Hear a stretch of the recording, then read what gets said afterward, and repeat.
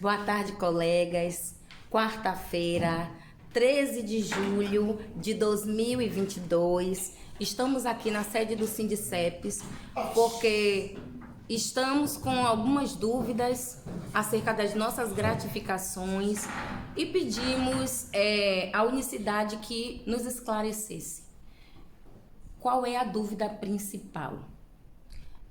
O que nós temos direito com relação às gratificações e o que pode ser tirado ou não? Por que eu estou fazendo essa pergunta? Porque nós estamos ouvindo da maior parte dos advogados da CONAX, da FENACE, de doutora Elaine, que nós não podemos perder os direitos adquiridos. Inclusive, doutora Elaine disse na quarta-feira que eles poderiam até diminuir a porcentagem tanto do SMS quanto da insalubridade, mas retirar não. E Ivando, ele tem uma fala diferente. Eu gostaria de entender, Ivando, o que de fato nós temos direito e dentro desse direito das gratificações, o que pode ser retirado ou não, o que pode ser mexido ou não e o porquê. Vamos lá.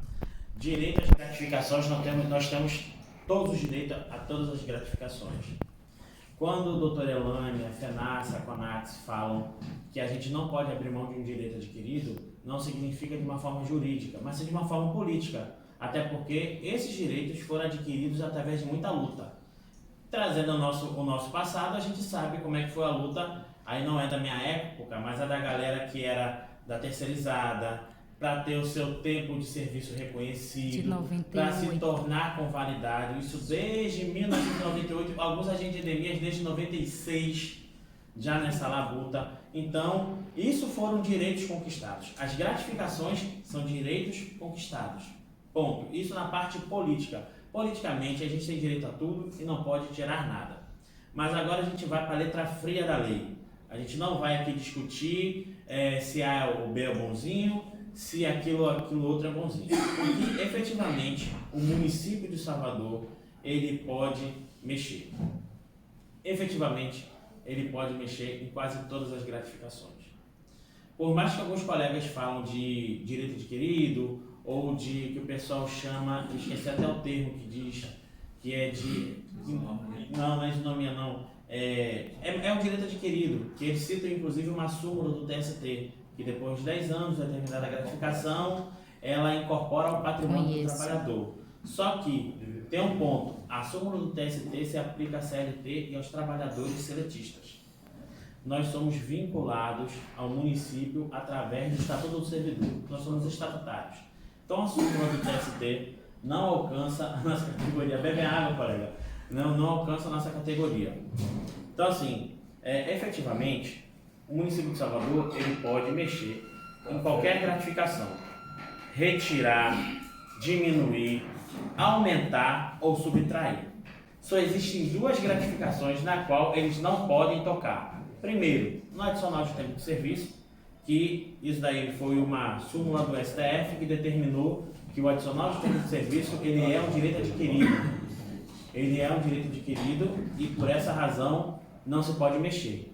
Isso porque alguns estados alteraram a lei municipal e cortaram esse direito dos trabalhadores, dos seus servidores, alegando que era uma gratificação que poderia tirar. O STF pacificou isso, o município não pode mexer. A segunda gratificação, ela não pode ser retirada, mas ela pode ser reduzida ou majorada, que é a insalubridade. Por força da emenda constitucional, nós temos direito ao adicional da insalubridade. Porém, a mesma emenda constitucional, ela remete à necessidade de uma perícia técnica, feita tanto por um médico do trabalho ou por um engenheiro de segurança do trabalho. E através do laudo técnico é definido o grau de exposição. No município de Salvador só existem dois, que é 20% e 40%. Porém, o município ele pode criar a lei e criar um grau mínimo de 10%. Então, efetivamente, o que o município estava tentando fazer com a proposta era trazer o grau mínimo de 10%, criar no município e dizer que nós iríamos receber a partir daí esse grau mínimo. Já as outras gratificações, elas podem ser mexidas sim, inclusive plano de cargos. Aí vem a pergunta, Ivandro, se a Prefeitura de Salvador pode cortar, por que até hoje ela não o fez? Primeiro, porque o município nunca teve essa necessidade, porque a nossa remuneração, nosso salário base sempre foi abaixo do mínimo e essas gratificações eram como se fosse um complemento ao salário mínimo. A mesma coisa ocorre com a polícia. O policial tem um salário base de 800, 900 reais, mas ele tem um HAP que é de 5 mil, ele tem outro adicional que é 2 mil reais. Então o salário base é baixo e por que disso? Por causa da incidência na questão da aposentadoria. Então, essa mesma coisa que acontece com, por exemplo, a polícia, acontece com a nossa categoria. Mas agora, qual é a grande questão? A grande questão é que nós temos uma emenda constitucional que diz que o vencimento inicial da carreira tem que ser de R$ 2.424. Não, vencimento inicial não. E o vencimento da carreira é R$ 2.424. E isso muda todo o jogo. Porque o município que antes não via necessidade de mexer nas gratificações, porque ao invés dele mexer com o vencimento base, ele mexia com outra gratificação, ele agora se vê na necessidade de fazer essa renovação, né? Que segundo ele fala, como é que é o termo que ele fala sempre? Reestruturação. Muito obrigado. Então que ele trata dessa reestruturação. Claro que não é fácil, gente, não é fácil ele tirar direito do servidor, porque uma coisa é o prefeito deixar de pagar o piso.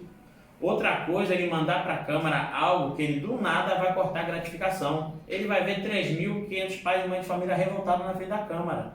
E ninguém quer esse tipo de desgaste. Mas, como vem agora a emenda constitucional, dá para eles o que a gente chama de contrabalancear, né? Segundo a gestão. Eles tiram um pouco de lá para pagar a emenda constitucional. Então, é tudo isso que envolve as gratificações, tudo isso que envolve o que está permeando a mesa de negociação.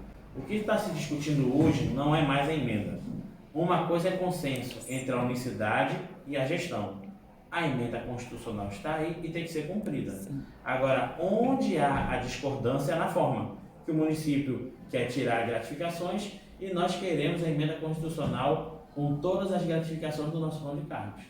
Eu espero ter tirado a dúvida de vocês e ter contemplado na resposta. Tenho mais uma pergunta em cima do que você falou. Pode falar. Você falou sobre a insalubridade. Sim. Eu já havia comentado isso anteriormente. Existe um laudo da prefeitura onde diz o nosso grau. O laudo de exposição, que foi o grau médio e por isso nós recebemos 20%. A minha pergunta é, ele pode agora simplesmente resolver diminuir a nossa insalubridade dizendo que o nosso grau é mínimo? E qual foi o grande problema? E baseado em que ele pode fazer isso? Pronto. Qual a grande situação nessa questão? Esse laudo é um laudo antigo, formalizado ainda na época da Real Sociedade. Ele é um laudo lá de 2000 e pouco, 2002, 2003, no qual o município já mantinha pagando através da terceirizada e agora mantém pagando agora. Então, assim, e o laudo técnico de insalubridade ou de ambiente de segurança do trabalho tem que ser, no mínimo, revisto de 2 em 2 anos. Então, empresas sérias que trabalham com segurança do trabalhador, de 2 em 2 anos, eles têm que estar refazendo o PPP, que é o Perfil Profissionográfico Profissional, o LTCAT, que é o Laudo de Condições de Ambiente de Trabalho, e através dele que você majora o grau de insalubridade ou não.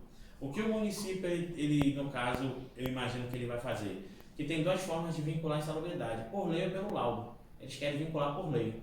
Então, se a gente vai ter agora insalubridade de 10%. Entendeu? Então, esse é o ponto que, aí não foi a expressão dele, foi uma interpretação minha, que eles pretendem fazer. Eles não querem um laudo, não querem contratar um engenheiro nem um técnico. Eles querem criar uma lei e colocar a gente dentro dessa lei dizendo que a gente tem direito. Entendeu? Então, nesse caso, eles estão indo contra a EC, porque a EC diz que deve ser feita através de um laudo. Sim, mas também pode ser por lei. Por exemplo, o que a gente vai brigar? Que através que, nas negociações, que os 20% seja vinculado. Por que a gente está querendo brigar para esses 20% ser vinculado? Que a gente não vai ter mais esse problema dos colegas que estão em restrição. Porque quando a gente depende do laudo, o colega quando vai para restrição, ele perde o adicional de insalubridade. Então, aí ele precisa de um novo laudo e a gente tem um carrasco na junta médica que ele sempre diz e fala para todo mundo ouvir que para ele, agente comunitário de endemias, não deveria receber nenhum custo de insalubridade. E o que ele puder fazer, ele vai cortar. Então, o que a gente está querendo de uma vez por todas também é acabar com essa história do agente se afastar, e a maioria se afasta por causa do próprio trabalho, e perder esse adicional de salubridade também. Então, o que a gente vai buscar é vincular o adicional de salubridade para os agentes na lei. E aí, uma vez assim, a gente não vai ter mais esse problema de que o agente está afastado ou não está, se vai receber ou se não vai, entendeu? Entendi. Mais alguma pergunta? Não, somente isso. Tá ok, então. Então, espero ter tirado as dúvidas de vocês também que estão aí, vão assistir o vídeo. Qualquer coisa, estamos à disposição.